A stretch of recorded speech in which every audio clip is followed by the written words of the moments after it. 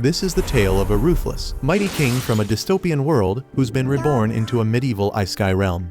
As a newborn, he awakens to find his parents gazing at him with pure joy and affection. They marvel at how his tiny face mirrors their own, overjoyed by the arrival of their newest family member. Father Reynolds instantly names him Arthur and demands that the little guy call him Papa. Meanwhile, Mother Alice feels Arthur's too young for such a title. Arthur answers with an empty baby stare, which Reynolds takes as a sign of a profound emotional bond. As his playful parents fuss over him, Arthur silently wonders who these people really are and why they claim to be his guardians. If they truly are who they appear to be, it means he died in his previous life and has somehow been reincarnated with all his memories intact. Staring up at the glittering night sky, Arthur can hardly believe that after conquering worlds and winning endless battles, the gods have reduced him to a feeble infant. Overwhelmed with embarrassment, not only must he endure burping, but he dreads wearing diapers and constantly fears being hurt. He can only clench his tiny fist in defense. Reynolds notices and gently slips a finger under Arthur's hand to show Alice just how much their son adores him. In a clumsy bid to move, Arthur pushes too hard and ends up soiling himself. As his mom hurries to clean him up, he stares blankly, silently regretting every twist of fate that led him to this mortifying moment. The humiliation nearly brings him to tears. He wishes this bizarre nightmare would end. Yet he knows he must face this harsh new reality. Putting his personal shame aside, Arthur soon witnesses something even more astonishing. His father effortlessly summons magic to bolster his strength. Suddenly, a small rock hits his dad's head, and his mom rushes to help him. This spectacular display fascinates Arthur, who's never encountered magic in his previous life. Determined to learn more, he realizes he must first grow up. On another front, Reynolds heads into the forest and overpowers a wild beast with his empowering magic. Not long after, a group of his friends stops by, marking the beginning of an entirely new chapter in his extraordinary journey. When Reynolds returns from hunting, Arthur can't help but wonder if this society lets everyone own weapons. If so, there must be a certain level of danger out there, and he figures it's only smart to pick up some abilities as fast as he can. Arthur has a ton of questions he can't ask yet, but despite his confusion, he treasures these pure, priceless moments with his parents. In his previous life, Arthur never knew a peaceful night's sleep because enemies were always trying to take him out. Now that he's finally experiencing calm, he gradually gets used to his new reality. After days, weeks, or maybe even months pass, Arthur learns to crawl and soon scampers over to a mirror just to admire his new look. With his crawling skills and better control over his limbs, he sneaks out of his crib when his parents aren't around and makes his way to the library. There, he grabs a book to learn more about this strange world and discovers that the continent he's born on is called Dicathan. Dicathan is divided into 3 kingdoms: the Darv Kingdom, where dwarves live; the Elenwar Kingdom, where elves rule deep within a forest; and the Sapin Kingdom, the human realm, which is Arthur's home. Unlike his previous world where anyone could seize power by killing the former King Arthur's nation, is a monarchy with a throne passed down through family lines. After picking up the basics of this new world, Arthur searches for a book on magic. With a struggle against his tiny baby arms, he manages to pull one from the shelf. Holding the book, he can't help but reflect on how much more advanced his old life was compared to this one. This book is meant to explain to study magic, what the locals call mana, a force passed down through generations that appears in just 1 out of every 100 people. Moreover, there are only 2 types of mana here: augmenting, which enhances the body's abilities, and conjuring, which lets the user project and control mana at will. While reading this, he recalls his mother's earlier healing powers, which clearly confirm she is a conjurer, even though everyone with mana possesses a mana core that most spellcasters access at the start of puberty. Once they master it, they can become mages. Having read this, Arthur finds it akin to the concept of Kai, which he knows well. However, he doubts whether such knowledge could ever serve as a weapon for him, given his wannabe warrior nature. At that instant, he summons his inner Kai and is about to reach a new level when his mother Alice interrupts him. She lifts him up like the precious little one he is and examines him closely.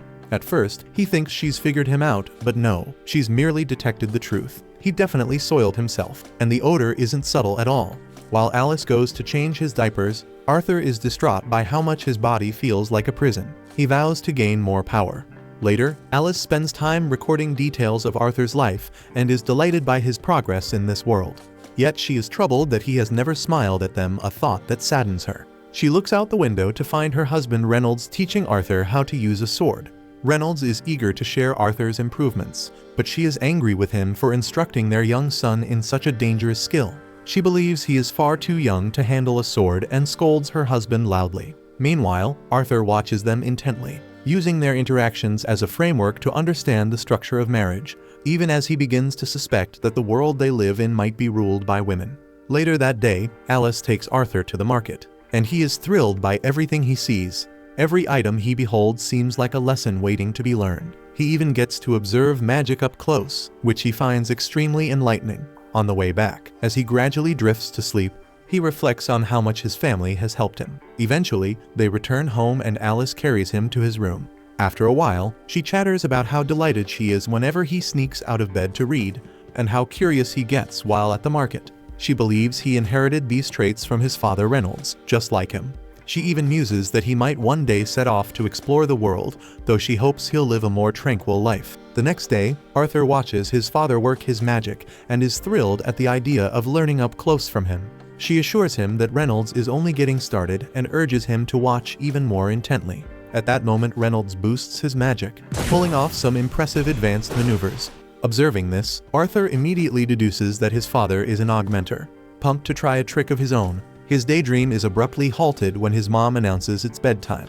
As she carries him to his room, he spots a book on the shelf and keeps pointing at it, pleading loudly for a chance to read it. After flashing his irresistibly cute face for a moment, she finally relents and lets him read for a bit. While he's engrossed in the book, he reminds himself of all the knowledge he's absorbed in his quest to form his own mana core. Concentrating hard, he channels mana from different parts of his body to a single point. After a while, just when his parents assume he's finally asleep, a loud explosion erupts from inside the house. In that instant, Reynolds leaps into action to protect Alice, and in the process, ends up with burns on his back. After checking that Alice is safe, both parents suddenly remember they left Arthur behind. Hurriedly, they dash into the house, only to be stunned by the sight of Arthur floating in midair. They stand there utterly speechless as he slowly descends to the ground. Just then, the roof begins to cave in.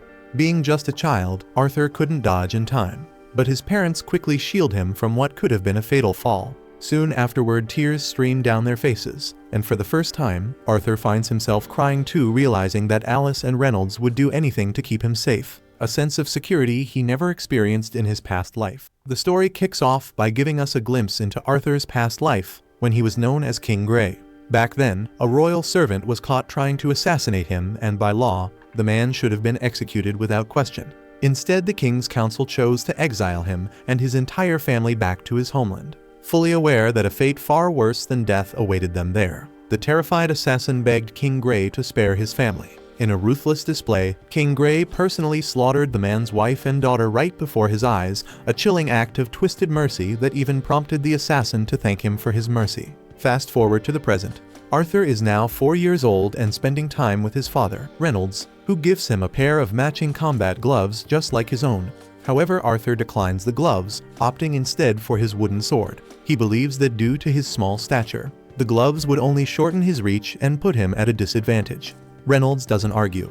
He simply smiles and continues with their usual combat training. But today isn't like the others. In the midst of sparring, Arthur reveals that he's learned to channel mana into his sword. With one sudden reinforced strike, he shatters Reynolds' sword. For the first time in his life, Arthur wins, leaving Reynolds completely stunned and unprepared for his son's rapid growth. Later, at dinner, Reynolds decides it's time to secure a proper instructor for Arthur, realizing that without one, he might be hindering his own son's progress. Arthur's mother Alice opposes the idea fiercely, knowing that getting a tutor would force their little boy to leave their peaceful hillside home and venture alone to the city at such a young age. Reynolds was sure Arthur needed real magic training, said it'd shape his future. Alice didn't agree, and they started arguing over dinner. In the middle of it, Arthur spoke up. He said they should all go to the city. Reynolds finds a proper tutor. Alice stays close. That way everybody's good. Without hesitation, both parents agree, and they immediately begin packing for their move to the city. Shortly thereafter, Reynolds' friend group and adventuring party known as the Twin Horns arrives in person to escort Arthur and his family to the city. Arthur introduces himself to them, and their leader, Adam, remarks that they've met before, although he assumes a kid like Arthur wouldn't remember. Still, Arthur recalls everything vividly, especially the time he blew up the entire house. Back then, the Twin Horns came to help rebuild it, and Arthur overheard their conversation. discovering that his parents were once members of the Twin Horns before settling down. Once Adam finishes speaking with Arthur, Angela steps in and basically deploys the airbag on him, the hugs so tight Arthur can't even breathe. Durden quickly pulls him away, and that's when Arthur notices a young woman silently watching him from atop the carriage. She's Jasmine, a somewhat aloof presence who keeps to herself, but before Arthur can dwell on her, Helen approaches and introduces both herself and Jasmine on her behalf. With that, the journey to Xyrus City begins. At the same time, Arthur quietly muses on how primitive this transportation system is compared to his old world, where flying cars were the norm. Even so, he doesn't mind too much, especially with his caring mom by his side throughout the trip. They take several breaks along the way, and during one pause, a pack of wild wolf monsters suddenly attacks, forcing Arthur to confront the true dangers of the outside world. Jasmine steps in decisively and with her daggers takes down the wolves with remarkable ease. Reynolds, Adam, and the rest of the Twin Horns join the fray, and soon they subdue the threat. Watching from the sidelines, Arthur becomes inspired by his companions and eagerly anticipates joining them in the next battle. That same night during a feast, Arthur notices that Alice isn't eating anything. She claims she's full, but something feels off. Soon enough, she spots an injury on Reynolds' arm and hurries to heal him. As she applies her healing magic, the atmosphere shifts. The group becomes cautious, quietly keeping watch to ensure no one is spying on them. It quickly becomes clear to Arthur that these precautions are necessary because healing magic is both rare and highly coveted in this world. By the looks of it, the very reason Reynolds and Alice lived in seclusion on the hillside was to keep Alice's extraordinary abilities hidden from prying eyes. Following the feast, Adam takes Arthur from his parents, eager to spar with the little guy to see if he's as skilled as Reynolds claims. The rest of the group, equally curious about the prodigy's potential, gathers around, forming an unexpected crowd. Only 4 years old, Arthur wonders if none of them are even a bit worried about him. This marks his first sparring match against anyone other than his father. Unlike Reynolds, who trained him with a simple wooden stick, Adam wields a real spear. As soon as the duel begins, Adam wastes no time infusing his spear with mana. Arthur responds in kind but goes one better, channeling magic into his feet to boost his speed dramatically. In that moment, everyone was stunned that a child his age could release such mana. In a flash, he darts forward and lands the first hit before Adam can react, sliding cleanly between Adam's legs and creating enough distance to leave the entire group speechless at his incredible speed and precision. The battle intensifies as the two clash head-on, but the power gap soon becomes undeniable. Arthur soon realizes that his small frame is like that of a balloon and ends up being sent flying by the impact, a sudden reminder of just how light and fragile his current body is during direct combat. Before he can hit the ground too hard, Angela uses her wind magic to gently lower him, softening his fall. Durden quickly intervenes, reprimanding Adam for going too far with a little kid, reminding him that he was supposed to hold back. Adam raises his hands in apology, admitting he got carried away, though he claims it was only because Arthur's technique caught him completely off guard. Deep down, he can't help but wonder what kind of intense training Reynolds has put this kid through to shape him into such a force at only 4 years old. Glancing to the side, Arthur notices Jasmine watching him with a curious look. She asks how he managed that move and begs him to teach her the secret. Seeing the blank look on her face, he concludes that she won't give up until she gets what she wants.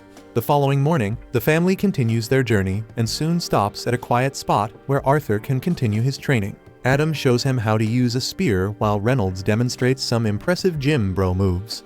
Next, Helen takes over and teaches him archery, and in no time, he becomes quite skilled. After finishing all his training for the day, he begins giving Jasmine the lessons she demanded, and she turns out to be a quick study. That night, while Big Kid Arthur is quietly reading a book, Jasmine keeps staring at him as if mesmerized by his non-existent handsomeness, and soon enough, she starts acting like a bit of a stalker. The following day happens to be Arthur's birthday, and Jasmine presents him with a dagger as a gift. To everyone's surprise, she even takes the time to explain how to use it properly. Not long after, Adam decides it's time to move on. Just then, Alice calls out to Arthur, but soon she suddenly feels unwell. When Arthur notices her pain and asks what's wrong, she assures him she's fine, though he isn't completely buying her explanation. As they press on with their journey, they are ambushed by bandits. The family jumps out of the carriage and quickly takes defensive positions. Arrows begin to fly, but Angela manages to shield them all with her magic barrier. Scanning the area, Arthur realizes they are almost completely surrounded. Meanwhile, the bandit leader, a guy with a cube-shaped head, orders his men not to hurt the women and children, explaining that he plans to sell them for a good profit. Before the bandits get any closer, they aggressively charge in. A visibly scared Alice tries to keep Arthur calm, and just in time, Durden blasts the attackers away while Reynolds swiftly deals with them using his fists. When one bandit is about to strike Reynolds, Helen fires an arrow straight through his wicked heart. Adam slices past several bandits with his spear, and Jasmine quickly takes down others with her daggers. Watching this all unfold, Arthur realizes that each member of the Twin Horns is individually very skilled. Still, with the bandits outnumbering them, the odds don't look good. After a fierce fight, exhaustion sets in as the bandits persist in their assault. Eventually, the bandits slam Reynolds into the carriage, leaving him unconscious. This allows the unsightly bandit leader to move closer to Alice and Arthur. Shortly after, Reynolds regains consciousness while they're running out of the carriage. Even in his battered state, he still musters enough resolve to be the man. He urges Arthur to take his mother and run away. Hearing this, Arthur insists on staying to fight alongside them, but his father then reveals that his mother is pregnant. This revelation finally explains the lingering suspicion Arthur had about why his mother always seemed unwell. Reynolds then orders Arthur to leave immediately, trusting that the boy will protect his mother and unborn brother. In a rush, Arthur grabs Alice and starts fleeing. Enraged, the large-mouthed bandit leader barks for his men to stop them. Before things get worse, Reynolds charges at the bandit leader, and just when it seems like Arthur and Alice might be caught, Adam and Jasmine launch knives at the attackers to clear a path. Soon enough, every member of the party bands together to help Arthur and Alice escape while they face the bandits head-on. As they run, Arthur reflects on his dark past. Once he'd stolen souls, and now he's terrified of losing the ones he loves. The very thought of his loved ones being taken away fills him with sorrow, but all his small feet can do is run for his life. After a while, Arthur senses an attack approaching from the mountains. He looks up to see a suspicious man launching a magic strike. Instinctively, he shoves his mother aside, but the magical blow catches him, causing him to lose balance and tumble off the mountain. Determined not to meet the underworld alone, he uses the dagger Jasmine gave him with a string attached and flings it at the enemy. The dagger latches onto the man's leg, pulling him down from the mountaintop. Meanwhile, Durden and Angela try their magic to save Arthur, but he's too far away for it to reach him before he falls. As he descends, Arthur's thoughts turn inward while his mother, watching with outstretched hands, feels hopeless and sheds tears at the thought of losing him. Yet despite the peril, Arthur finds solace in knowing he protected his family even if it might cost him his life. He's bittersweetly sad that he won't get to be the big brother he always dreamed of being. In a surprising turn, Arthur survives the fall. He later wakes up in a terrifying forest, face to face with a massive, fierce-looking monster, a sight that leaves him utterly terrified. After that, in a desperate attempt, he tries sneaking up on the monster to boost his survival odds. But the monster just bats him out of midair and tells him to relax. The monster explains it isn't evil and only wants to be friends, though the last time someone made that claim to me, I ended up doing yoga in a basement with no windows, so I'm not sure Arthur should trust it. Either way, he's badly injured and won't heal unless he eats something substantial. So the monster begins plucking odd-looking fruits from the cave wall.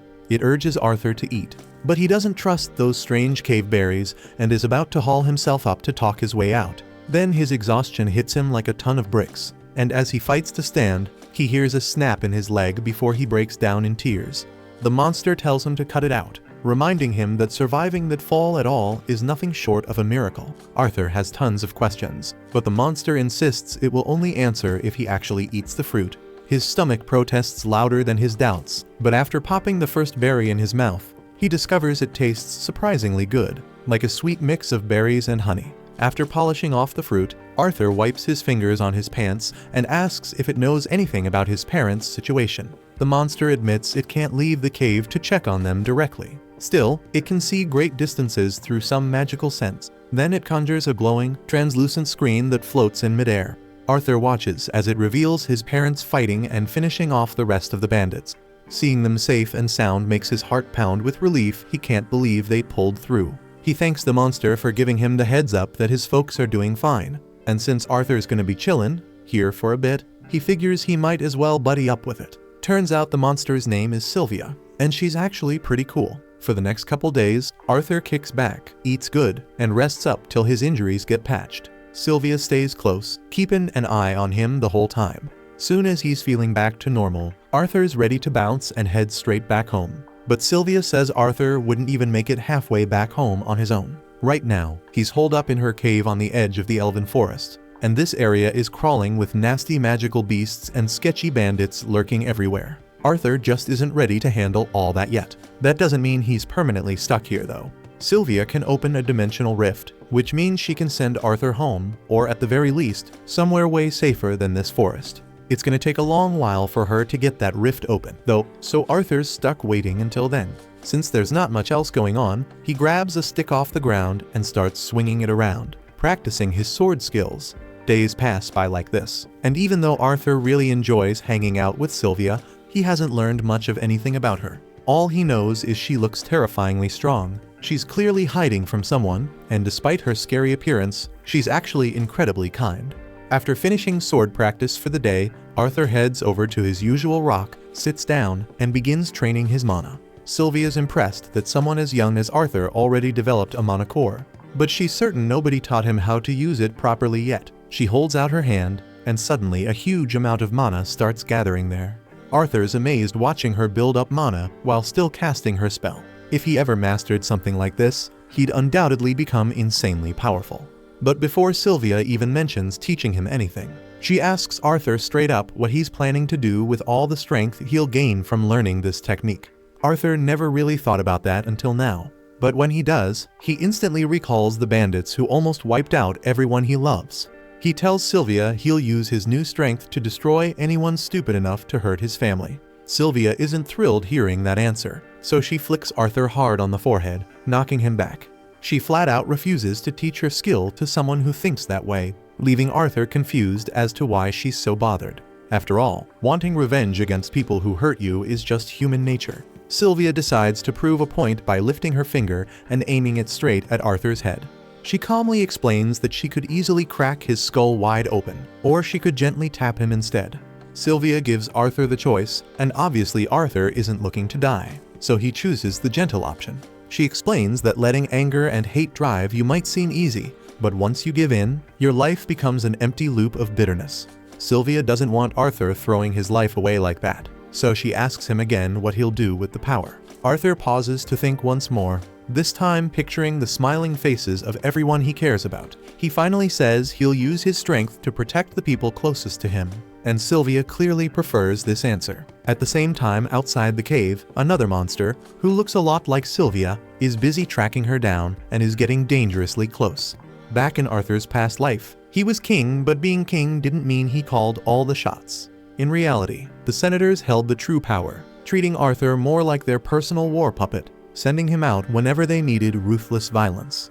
Arthur never wanted to live like that. Snapping back to the present, Sylvia starts teaching Arthur her special mana technique.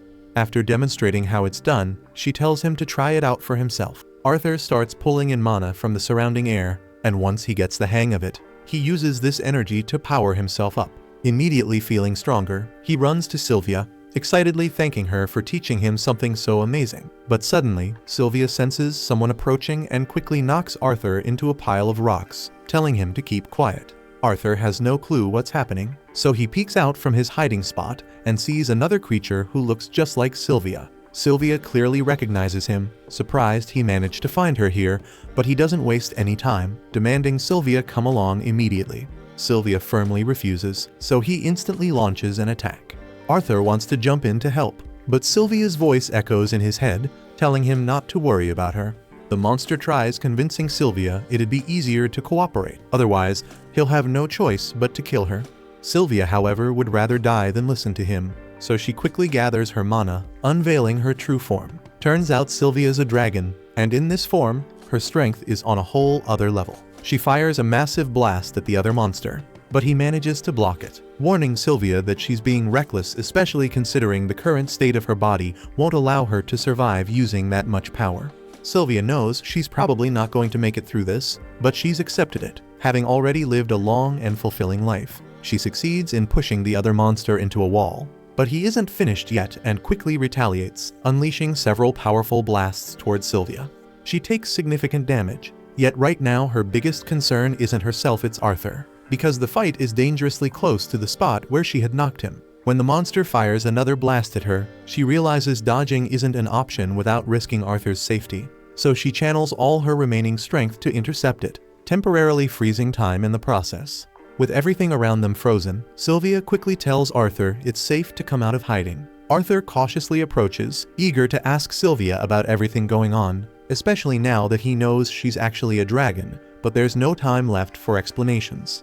Sylvia's power to hold time and place won't last much longer, so she urgently needs to get Arthur out of there. She opens the dimensional rift she'd been preparing, but due to her injuries and the rushed nature of the spell, the portal ends up connecting to some random place instead of Arthur's home. She'd wanted to avoid sending him into the dangerous forest, but now there's simply no choice. Still, Sylvia is confident that Arthur can survive on his own and eventually find his way back home using the technique she taught him, so she isn't worried about him anymore. Before sending him off, Sylvia asks Arthur once more what he'll do with his newfound strength. Without any hesitation, Arthur says he'll only use his power to protect his family, an answer that reassures Sylvia he'll never misuse it selfishly. Before he leaves, Sylvia has a few final gifts for him. She forms an egg and a feather right in front of Arthur, instructing him carefully to wrap the egg with the feather and keep it safe. As a final farewell gift, she also transfers her will onto Arthur, creating a mark on his arms. Arthur's confused by suddenly getting 2 full-sleeve tattoos, but Sylvia has no strength left to explain anything further. Sylvia tells Arthur he'll figure out how to use it someday, but sadly, she won't be around to show him how anymore. She also comes clean, apologizing for being selfish because honestly, she could have sent him home to his family from the very start. But having him around was way too fun to give up, and now, because of that selfish decision, Arthur ended up in danger. Arthur feels awful knowing there's nothing he can do to keep Sylvia from dying here, despite everything she's taught him. He doesn't care if she's a dragon, monster, or whatever else. To him, Sylvia's family, plain and simple.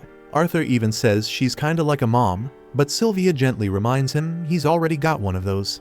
Arthur thinks a second, then says she could be his grandma instead. Sylvia definitely wasn't ready for that, but she loves hearing it, asking Arthur to call her grandma again. He happily does. It breaks Sylvia's heart that she won't ever get to see Arthur again, but they're running short on time, so she nudges him toward the portal. Arthur gets the message, takes the gifts she gave him, and starts walking through, but at the last second he hesitates, trying to convince Sylvia to come along. She can't though, and with a heavy heart, she closes the portal, sending Arthur safely away. Time snaps back to normal, and Sylvia takes the full force of the monster's blast. It looks deadly serious.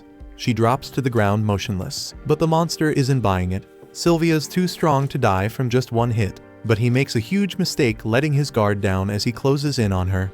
Sylvia uses every last ounce of strength to unleash one final, devastating blast, vaporizing him and everything around for a mile. As Arthur teleports away, Sylvia sends one last message. She reminds him about their earlier talk on the right way to use power. Arthur remembers clearly, but still feels crushed by what happened. Sylvia reassures him the world's a tough place, and these tragic moments happen. That's exactly why Arthur's gotta change it for the better. Arthur doesn't buy it at first, saying there's no chance someone like him could pull that off. Sylvia tells him she's not expecting miracles overnight. Small steps will do just fine. Besides, this isn't Arthur's first rodeo running the world. Sylvia knows all about his past life as king, and even though she didn't agree with how he handled things back then, she's confident that if Arthur keeps hate out of his heart this time, he'll grow into a great king who makes the world a better place. A bit later, Arthur wakes up on the forest floor, promising himself he'll keep Sylvia's request. But first things first, he's got to figure out how to get himself out of this forest. As he walks through the thick trees, a sharp, gut-wrenching scream cuts through the silence. It's high-pitched and desperate, and it sounds like a small fry in trouble. Arthur doesn't hesitate. He channels mana into his legs and bursts forward. He leaps into the nearest tall tree for a better view, and from up there, he spots the scene clearly. Down below, a group of filthy bandits is snatching up a young elven girl. She tried to run, but they've already caught her, one of them clamping a hand over her mouth to muffle her cries.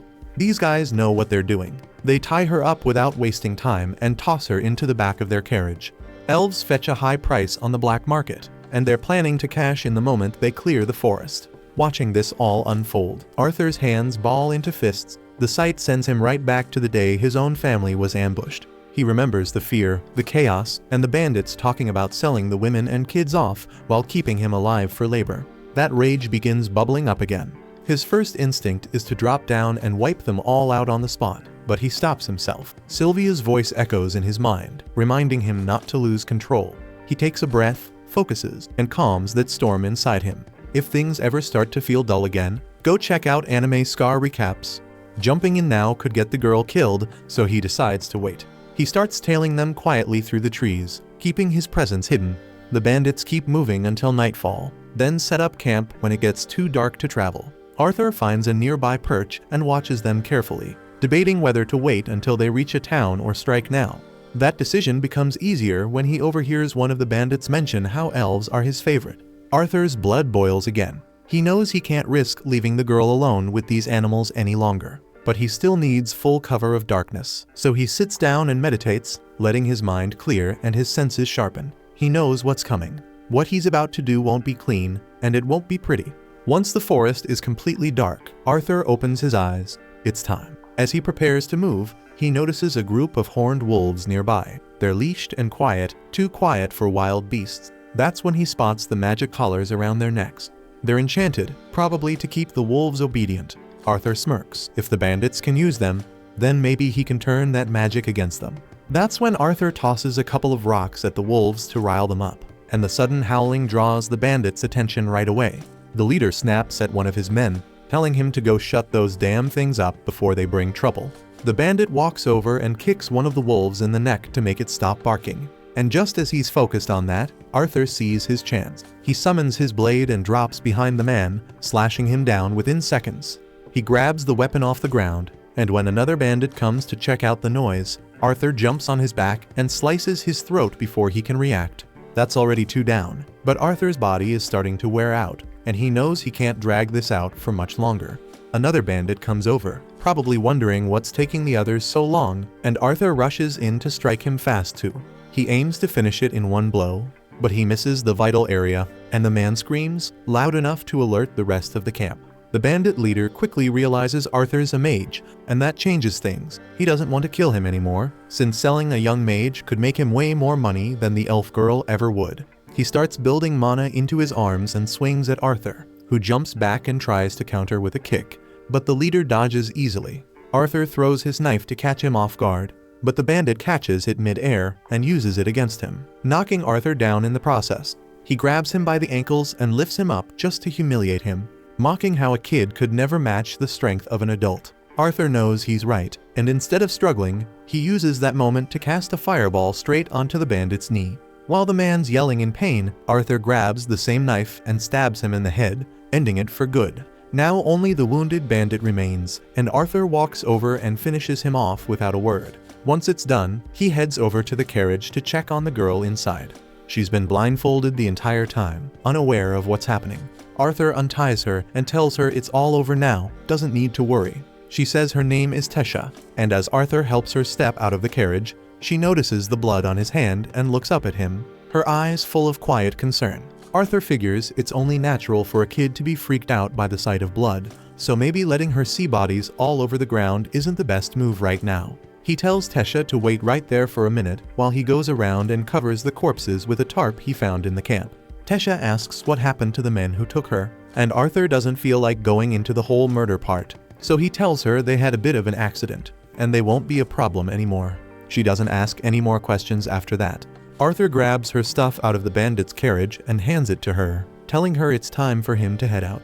But Tesha clings to his arm and begs him not to leave. She doesn't want to be alone in the forest because if she gets lost, something like a tree ghost might show up and eat her. Arthur asks if she knows how to get back to her village, and she says she does, but she has no idea how far it is or how long the trip might take. He's not excited about going on a random forest tour, but at the same time, he knows there's no way she's making it out on her own, so he agrees to take her back home. He glances at the wolves the bandits had captured and briefly considers riding them to save time. But he has no clue how to control a wolf and isn't looking to die trying. He decides it's safer to leave them behind. Tesha, though, thinks they should at least take the collars off so the wolves can return to the wild. Arthur warns her that might not be the smartest idea, since once those collars come off, the wolves could snap and tear them apart. Tesha's not worried. says she hasn't done anything to upset them. And besides, it's part of her role in the forest to look out for the creatures that live here. She removes the collars, and the wolves walk away peacefully without even looking back. By the time morning rolls around, Arthur and Tesha are already making their way through the forest toward her village. After walking for a while, they stop to rest and eat. Arthur makes some questionable stew with whatever he had in his bag, throwing stuff into the pot like a medieval Maddie Matheson. Tesha gives the pot a sniff and immediately regrets it. It smells weird, but Arthur tells her she has to eat anyway. It's just dried meat and salt, tastes like someone boiled a bad decision, but it'll keep them going. While they eat, Tesha looks up and asks what brought Arthur to Elshire Forest in the first place, since humans don't usually come here, let alone a kid wandering around alone. That's when Arthur starts explaining how he got separated from his family and ended up here. Since they're already talking, he asks Tesha what it's like living in the kingdom of Elenoir, and she immediately lights up. Her parents are often buried in work, so she spends most of her time with her servant and her grandfather. It's obvious she cares about them deeply. They continue their journey, but Tesha has no idea how far her village is, which makes it impossible to know how long this will take. To make things worse, those wolves she let go haven't stopped following them, and Arthur's starting to wish he'd dealt with them earlier. That night, Arthur decides to stay outside and keep watch while she sleeps, just in case the wolves get too bold. But after a while, Tesha peeks out from the tent and asks him to come inside. He says he's not tired and would rather stay out there to keep an eye on things. But she doesn't want to be alone. She keeps asking him until he finally agrees and joins her inside, deciding to stay alert from there. Tesha tries to act like she's not scared, but she won't let him stray too far from her side. Before she falls asleep, she asks something strange about the human kingdom. She wants to know if it's true that humans are perverts who take multiple wives. Arthur raises an eyebrow and asks where that idea came from, and she tells him her grandfather said it.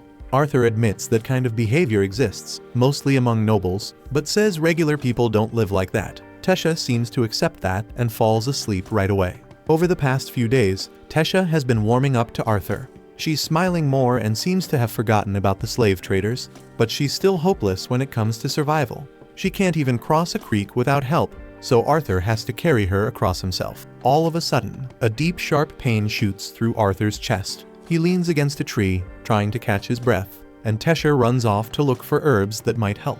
But Arthur already knows this isn't some regular illness. While he's slumped against the tree, one of the wolves steps out from the woods. Arthur's eyes lock on it, but his body's too weak to move. If the thing decides to come closer, there's no way he'll be able to defend himself. That's when Tesha returns with a bunch of herbs in her hands, but Arthur tells her to stay back because the wolf's still nearby and might be dangerous. But before anything happens, the wolf drops a dead pig right in front of him, then turns around and disappears into the woods like it's done its job. Arthur doesn't know what to make of it, but Tesha figures it's the wolf's way of saying thanks for earlier. Either way, now they've got meat. Later that night, they roast the pig and sit by the fire. The meat tastes way better than the stew from before, and Tesha enjoys every bite. While they're eating, she mentions that she found some mushrooms earlier and hands a few over to Arthur. He eats some without thinking twice, but it's a bad idea. Before long, Arthur's curled up with stomach pain, regretting everything. After an unpleasant trip to the bushes and what feels like his soul leaving his body, he comes back looking drained. He's barely hanging on when Tesha starts talking again.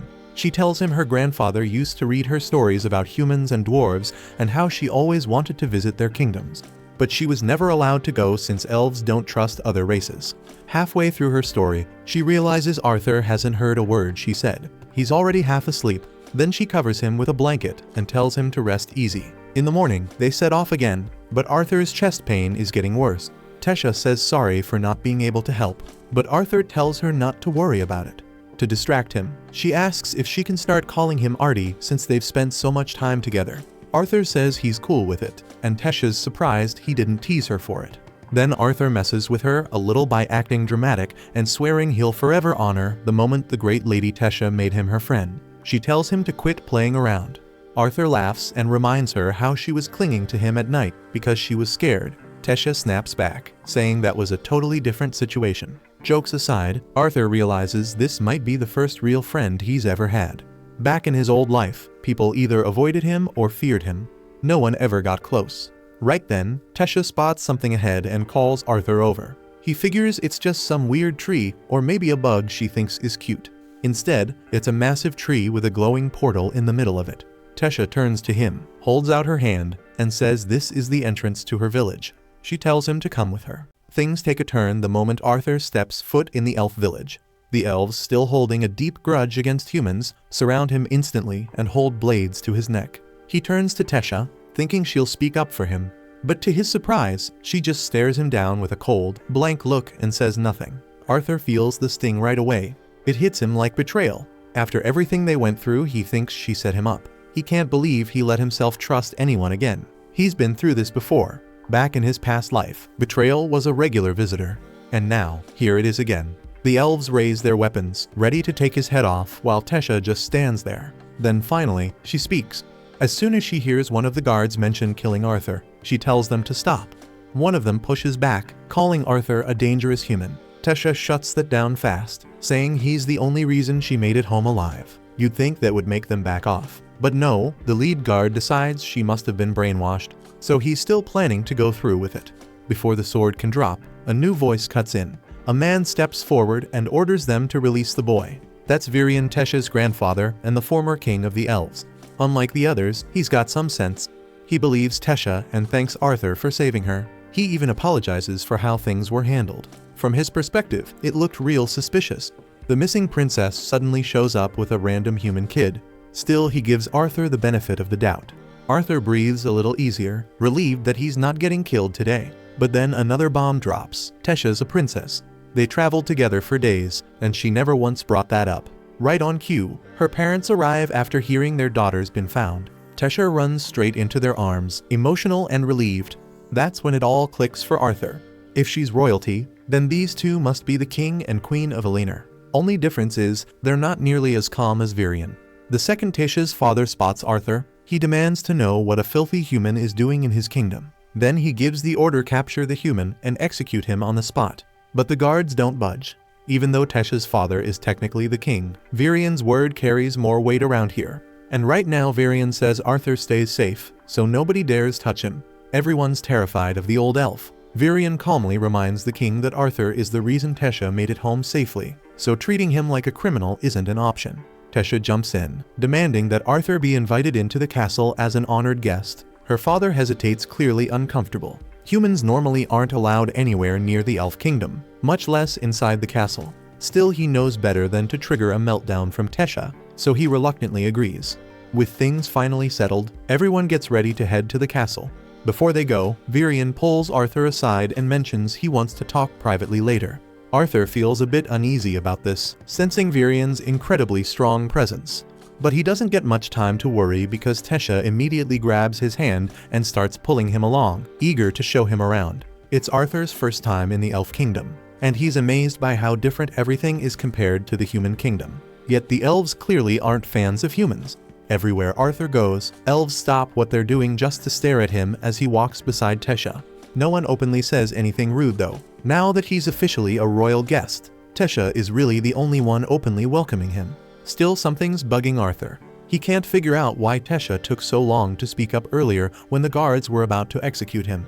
Before he can dwell on that thought, the familiar pain in his chest suddenly comes back, sharper than ever. It's been getting steadily worse, but he still has no idea what's causing it. When they arrive at the castle, Tesha is warmly greeted by her servants, and she quickly instructs them to treat Arthur with kindness and respect, human or not. With that out of the way, Tesha asks Arthur if he wants to go play with her now. But Arthur has something important to do first. He tells Tesha they should meet with her parents. They're probably expecting a full rundown of what happened and how Tesha made it home. Everyone moves to the meeting room, and Tesha tags along, refusing to be left behind. Since they're all gathering anyway, she suggests they grab some snacks, turning this serious meeting into more of a tea party vibe. With everyone settled, Tesha's father decides it's time for proper introductions. He formally introduces himself as Alduin, the king of Eleanor. His wife's name is Muriel, and as Arthur already knows, his father is Virion.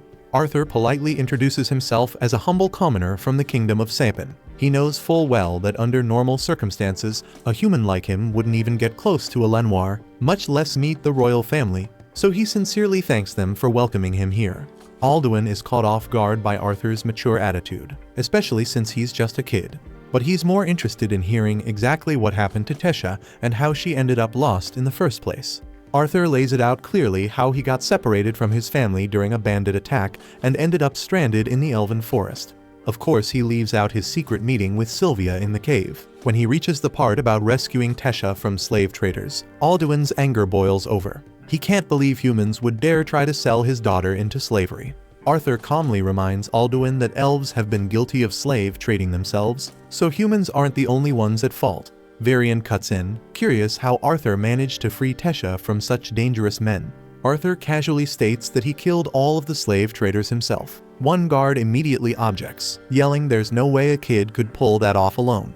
But Varian shuts him down instantly, telling him to keep his mouth shut unless he wants to lose his job. Arthur seems completely genuine, so Alduin says he believes him. With everything cleared up, Arthur mentions there's one more thing he'd like to ask. As he told them, he ended up here after being attacked by bandits, and now he just wants their help getting back home. Alduin's temper flares again at the thought of a human asking a favor from the elven royal family. But Arthur did bring Tesha home safely, so returning the favor is only fair. Plus, Alduin knows very well that if he says no, Tesha's tantrums will make his life miserable. He quickly backs down and agrees to help. But there's one major hitch: the teleportation gate leading to Sapin is sealed shut and can only be opened once every 7 years when the leaders of the 3 tribes meet. Since the last meeting was 2 years ago, Arthur would have to wait another 5 whole years for the portal to open again. Arthur's not thrilled about waiting 5 whole years, and Alduin doesn't like the idea of keeping a human inside a Lenoir that long either. So instead, Alduin says he'll assign a squad of soldiers to escort Arthur back to Sapin. He wants him gone as soon as possible. But since it's already late, he agrees to let Arthur rest for the night and head out in the morning. Arthur thanks him for arranging the escort, but the pain in his chest has gotten a lot worse, and it's clear Varian notices something isn't right. A bit later, a room is prepared for Arthur in the castle. He tries to relax by taking a bath, but the pain just keeps building, and he's starting to worry it's serious. Afterward, he steps out onto the balcony, hoping some fresh air might help ease it a little. The air does help a bit, but the pain hasn't gone anywhere. He knows he needs to figure out what's causing it before it becomes something he can't ignore. Looking up, he spots Tesha with her parents on the balcony above. Seeing that moment between them makes him think about his own parents. He still doesn't know if they made it out of the bandit attack alive, but deep down, he believes they did. His parents are strong. They had to survive. Still, he wishes he could talk to them, just wants to know for sure. Tesha looks down and notices him standing alone. She can tell something's bothering him. Once she finishes talking with her parents, she walks over to check on him. When she reaches him, she apologizes for how her father acted earlier. Arthur brushes it off. He says it makes sense. After everything that's happened between humans and elves, it's only natural for Alduin to be cautious, especially with Tesha involved. Talking about parents reminds Arthur of how far away he is from his own.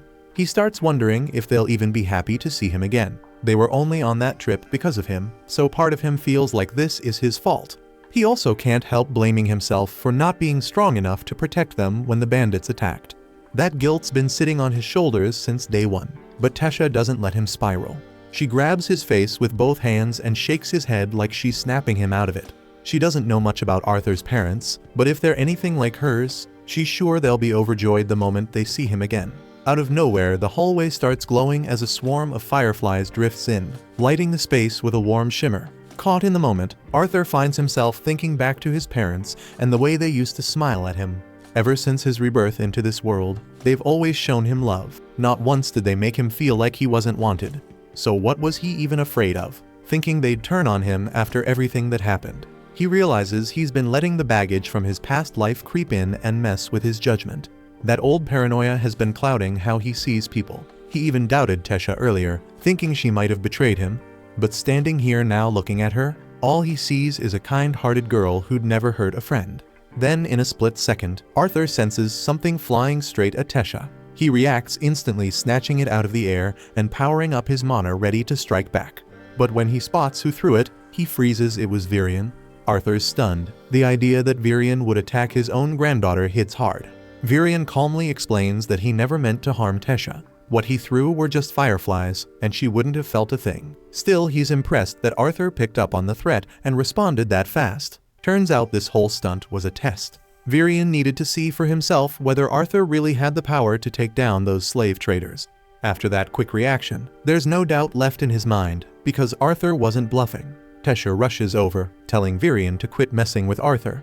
But he's not here to play games. He spotted something interesting in Arthur earlier and wants to test it in a proper spar. Without wasting time, Virion conjures up a sword using magic and hands it to Arthur, then casually lifts Tesha off the ground and out of the way to keep her safe. Arthur agrees to the match. Then he charges forward, swings with everything he's got, but Virion's already gone. Even after boosting his speed with mana, Arthur still can't keep up.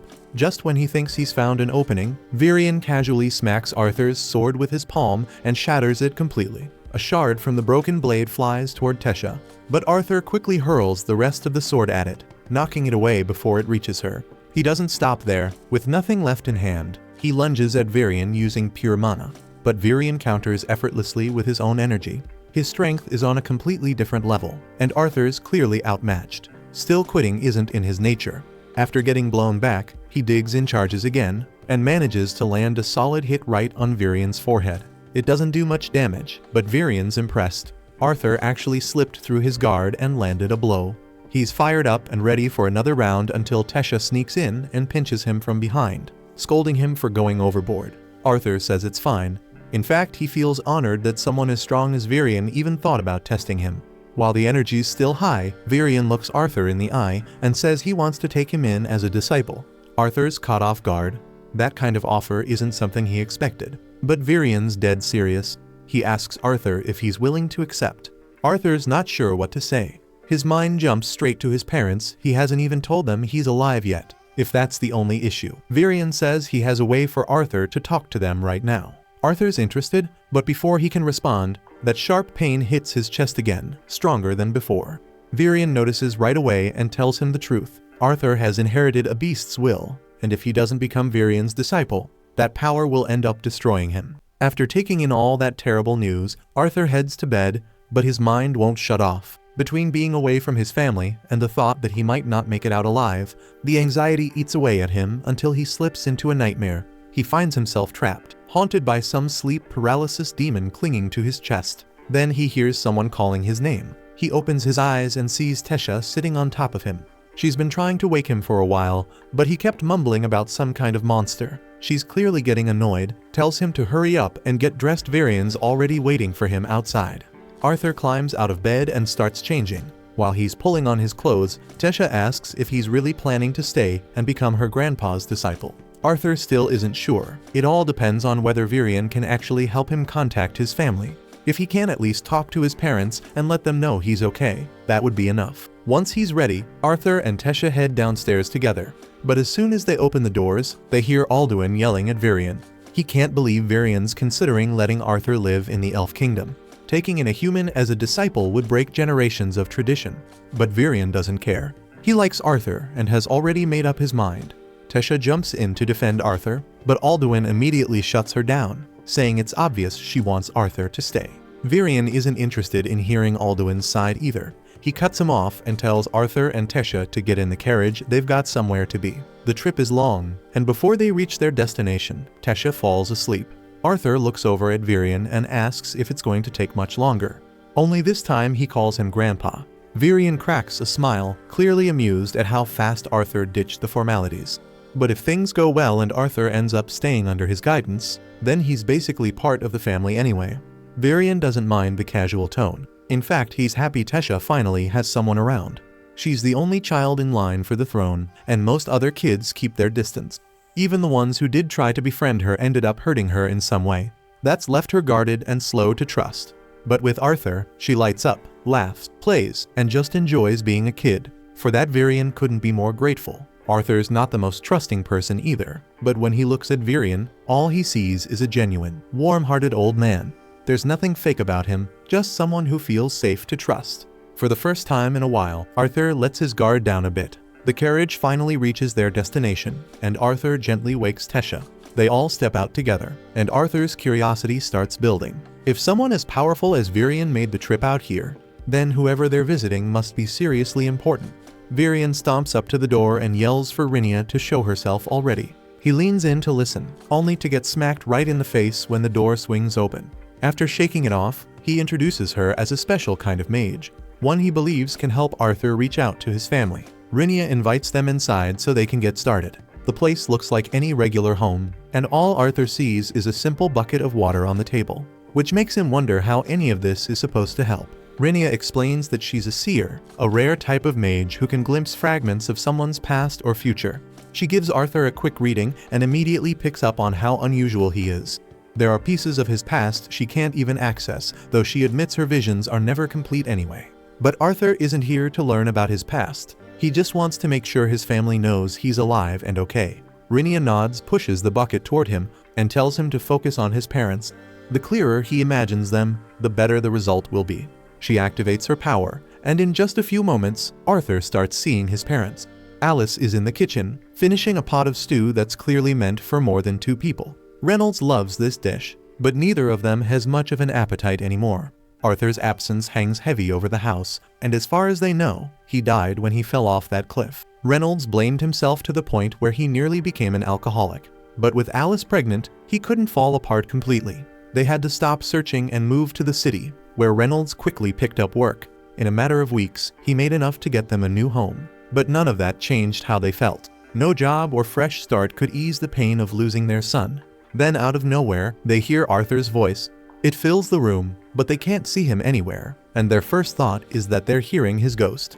Arthur tells them he's still alive and currently staying in the elf kingdom of Elenoir. He doesn't fully understand how the magic works, but thanks to a friend, he's using a special type of spell to reach them. He wants to come home more than anything, but he can't not yet. Something's wrong with his body, and unless he finds a way to fix it, he won't survive. Still, he promises he'll return as soon as he recovers, even though he has no idea how long that might take. He also begs them not to blame themselves for what happened. This was his decision, and if he had to make the same call again to keep them safe, he wouldn't think twice. Reynolds and Alice are overwhelmed with joy just hearing his voice again, but having to let go of him a second time breaks Arthur's heart. Even so, he's grateful for the chance to speak with them. It makes one thing clear: he never wants them to worry like that again. But to protect them, he needs to grow stronger. That's why he asked Varian to make him his disciple. Now all that's left is getting Alduin to approve Arthur living in the castle. Alduin still refuses. His hatred for humans runs deep. But Tesha steps up and reminds him that Arthur saved her life. If he kicks Arthur out now, people will see him as a bitter and ungrateful savage.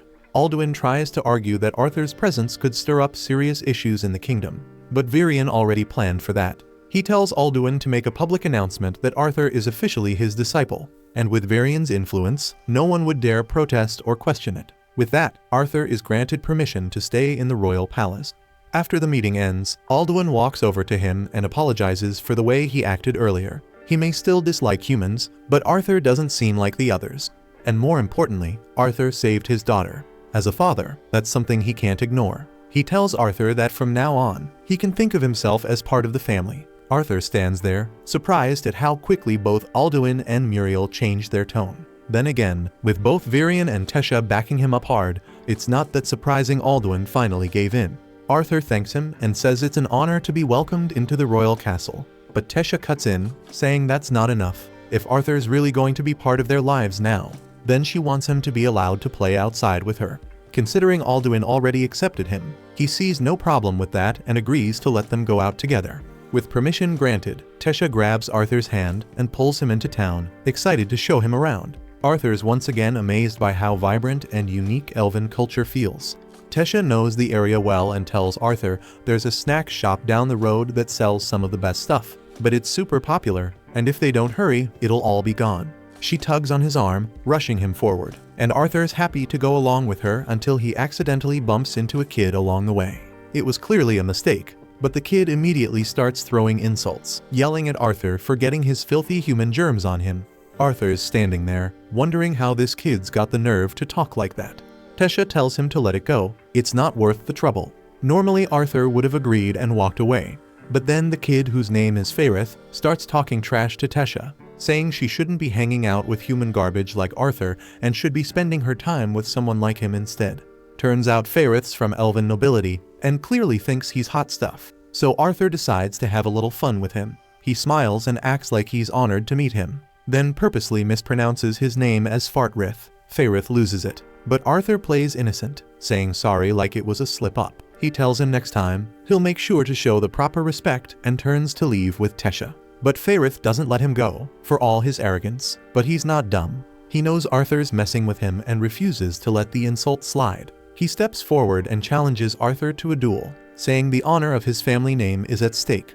Arthur stares at him, trying to process the fact that this kid's seriously dumb enough to throw down over a nickname. Tesha jumps in and tells Faerith he's taking this way too far, even for a noble. Faerith fires back, saying it's completely normal to challenge someone who disrespects your name. But Tesha reminds him that Arthur isn't just anybody, he's Varian's disciple now, and it would be unbelievably dumb to pick a fight with someone trained by the strongest man in the kingdom. Faerith doesn't care. He's convinced there's no way he could lose to a human. He tells Arthur that if he backs down now, it'll bring shame to Varian's name. Arthur stands there still trying to process how this even turned into a duel. Back in his old world, a duel meant one thing: someone dies. So it doesn't make sense for a kid to throw out a challenge like that over a name. But the amused looks on the nearby adults make it clear this isn't that kind of duel. No one seems all that worried. So Arthur has no reason to say no. Tesha asks if he's really sure about doing this, and Arthur nods, saying he's fine with it. The duel becomes official, and both sides get ready.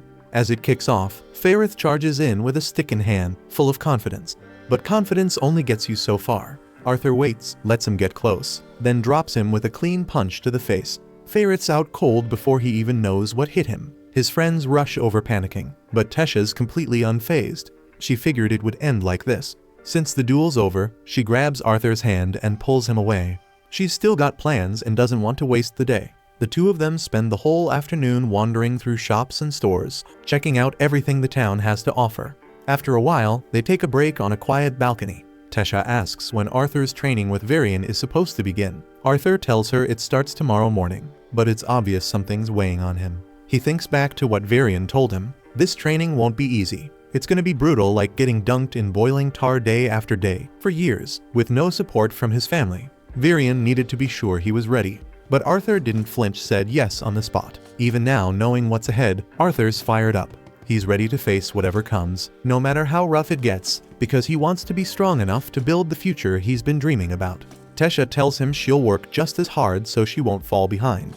But right now, she wants to enjoy what's left of their day. Says they should go grab more snacks. A few years pass, and both Arthur and Tesha have been training under Varian the whole time. They've grown closer over the years, but Tesha's still super competitive, so every session turns into a full-on battle. Today's no different, they've both been pushing hard, and by the time they're done, Tesha is completely out of energy. While she's resting, Varian decides it's a good time to give Arthur a deeper lesson on magic. He explains that once someone stabilizes their mana, they can start using elemental magic: fire, water, earth, or wind, but what elements a person can control usually depends heavily on their race. Elves, for example, are naturally strong with wind and have decent skill with water and earth, but they generally suck at fire. Dwarves, on the other hand, are beasts with fire and earth, but weak when it comes to wind or water. Humans are different, though they have the potential to use all four elements. But how strong they are with each one depends a lot on their training and individual affinity. Tesha lifts her hand and asks why Varian hasn't told Arthur to train his mana core if it's so important. Varian answers that Arthur's not ready. His body's still too fragile. That beast will inside him might be powerful, but it messes with the connection between his body and his mana core. That's what's been causing all the pain in his chest. So before Arthur can do proper mana training, he needs to reassimilate his core first. Tesha jokes that this means she's technically stronger than Arthur right now, and he snaps back that of course she is. All her attacks are boosted with mana. Among elves, it's considered impressive if someone awakens their mana by the age of 10. Tesha did it at 9, and she's been training with Arthur ever since. With Arthur's progress going well, Varian tells him it's time to awaken his beast will. If everything works, that pain in his chest should finally stop. Arthur nods, says he's grateful for all the help,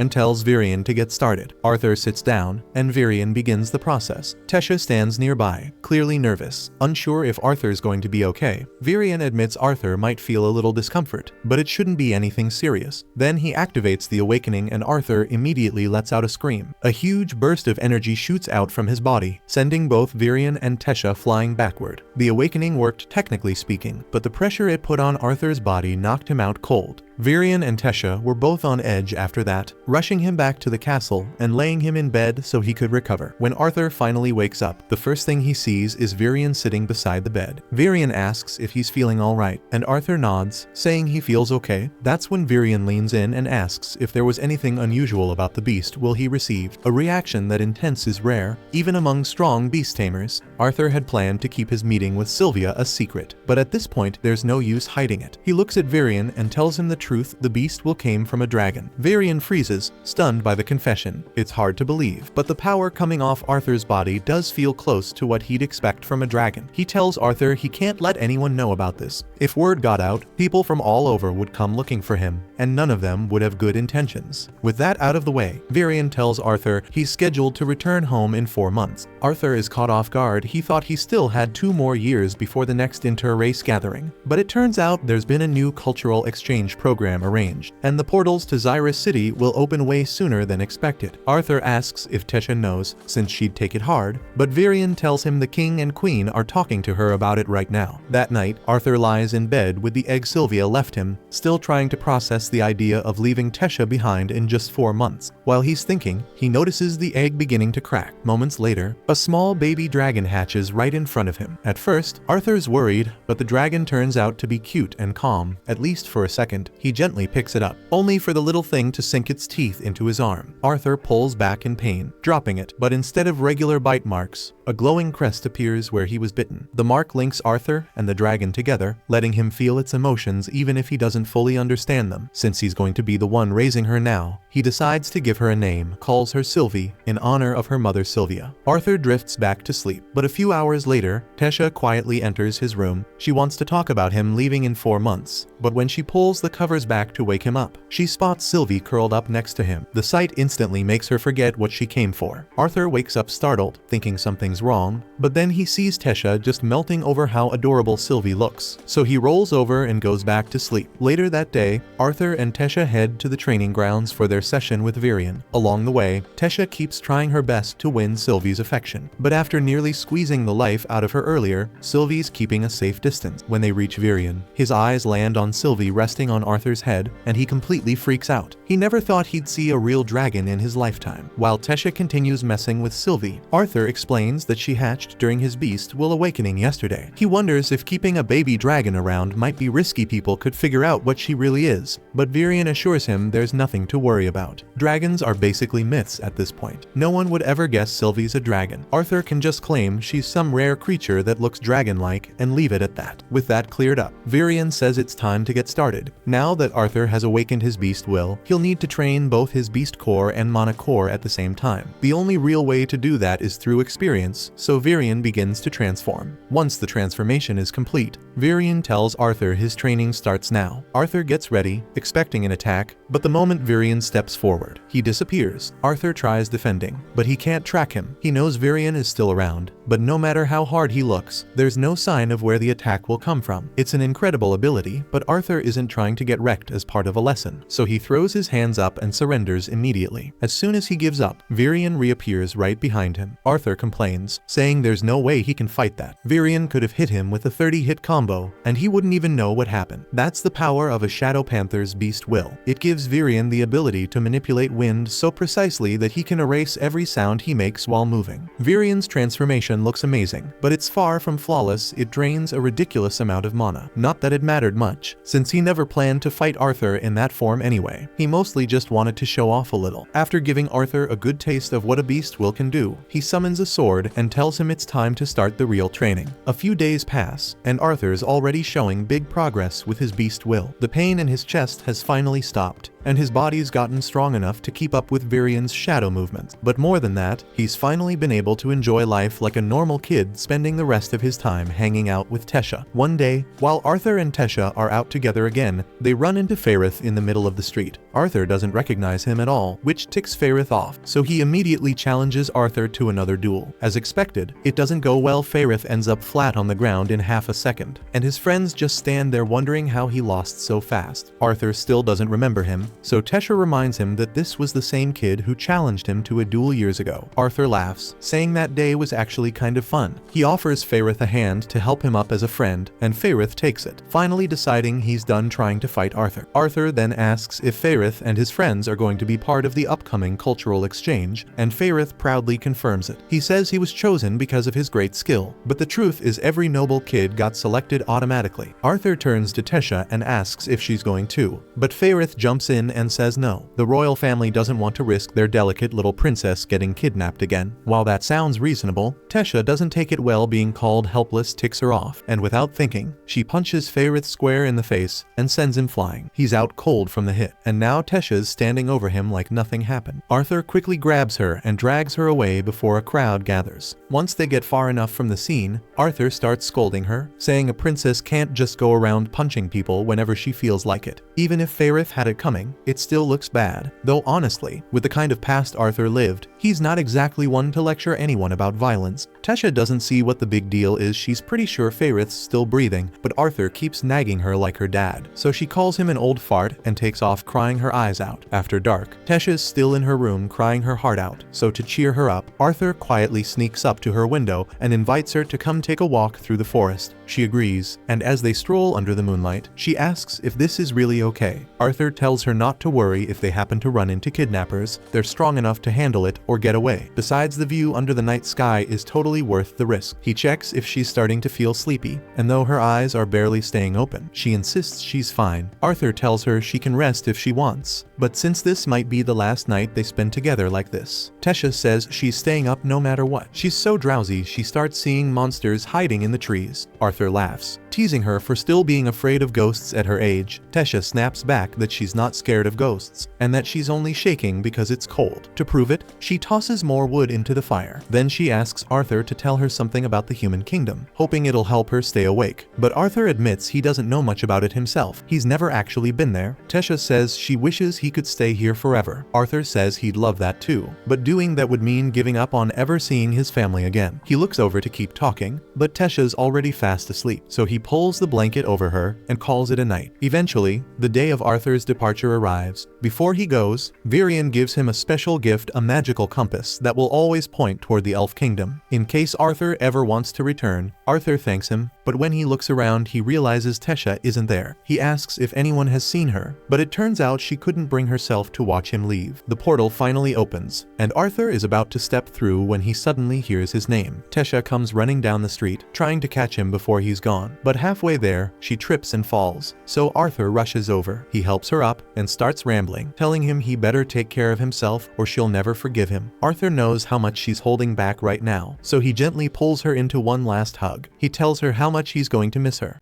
After reaching the city of Xyrus, Arthur finally reunites with his family and finds out he's now got a little sister. Her name's Eleanor, and Alice and Reynolds have been telling her stories about Arthur for years, so she's hyped to finally meet him. They all head inside, and right away Alice starts asking if he's been doing okay. Last time he reached out, he mentioned being sick, so she wants to know if he managed to recover.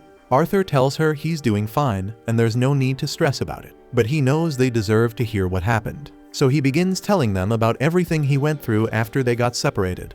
He leaves out the part about Sylvia and the beast will though.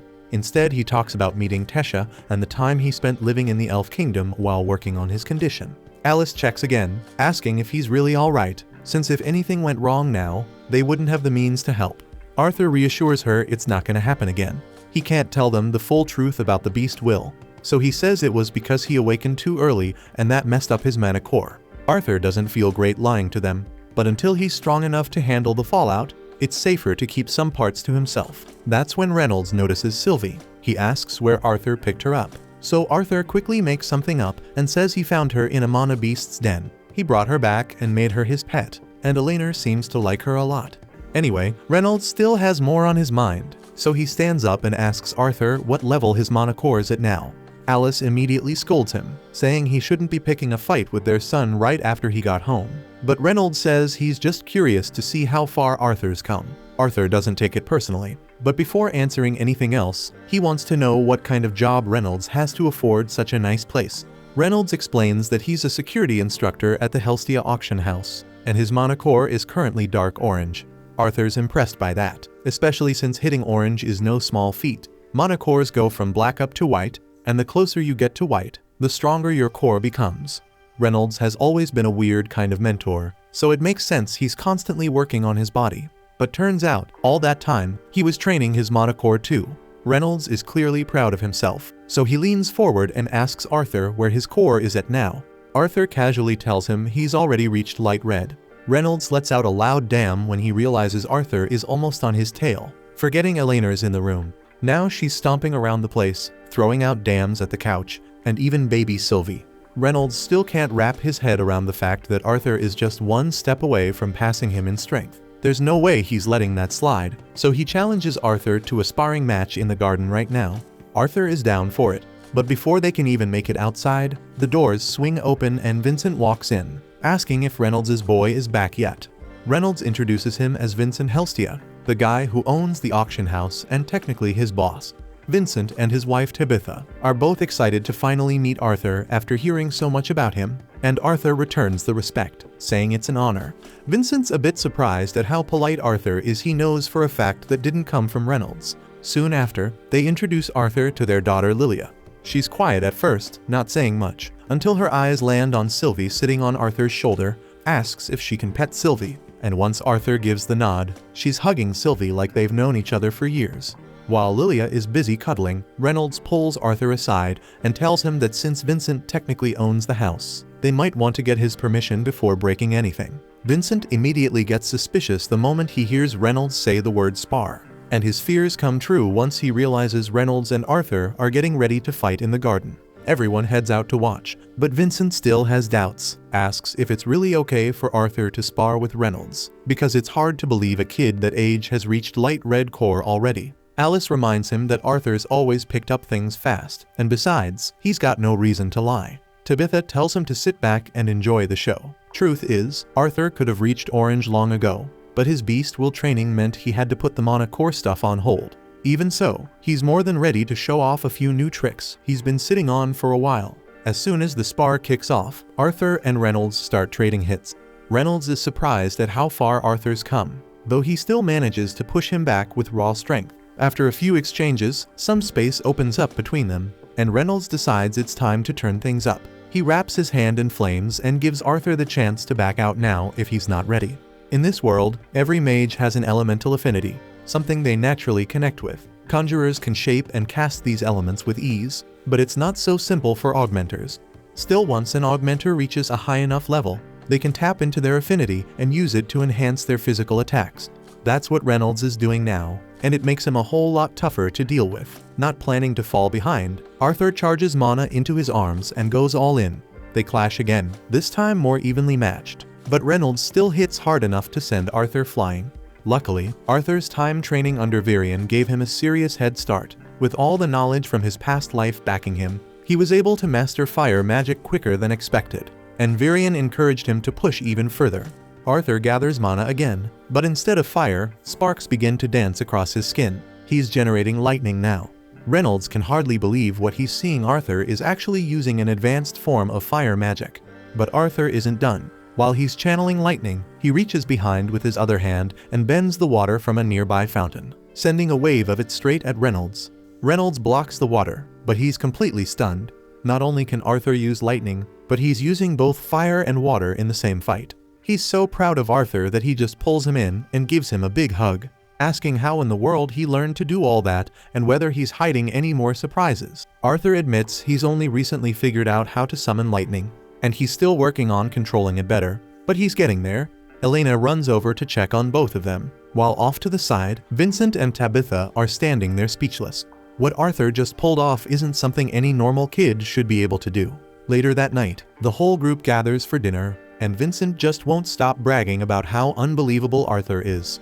Reynolds laughs and says he knew Arthur was different the moment he awakened his mana at just 3 years old. That's wild to Vincent, since even the most talented kids don't awaken before 8, and they definitely don't blow up their own house in the process. Reynolds starts laughing so hard at the memory that he ends up tipping right out of his chair. Once the table quiets down a bit, Vincent throws out an idea: Arthur should enroll in Xyrus Academy. That catches Reynolds off guard since he never imagined something like that. Xyrus is the kind of place where the elite send their kids, not a regular boy from their background. But Tabitha supports the idea and even offers to sponsor Arthur's tuition herself, saying a kid with that kind of talent is destined for greatness. Alice is a little uneasy about it. The Helstias have already helped their family a lot, and now they want to pay for Arthur's schooling too. Plus Arthur's still just 8, and the academy doesn't usually accept students under 10. Vincent says he already considered that part, and thanks to his job, he has a good relationship with the academy's director. If he explains Arthur's situation, he's confident she'll make an exception. But before he can get any deeper into his pitch, Arthur speaks up. He says it would have been nice if they asked how he felt before making plans for his life. He's only just reunited with his family and wants to enjoy that for a while before jumping into anything else.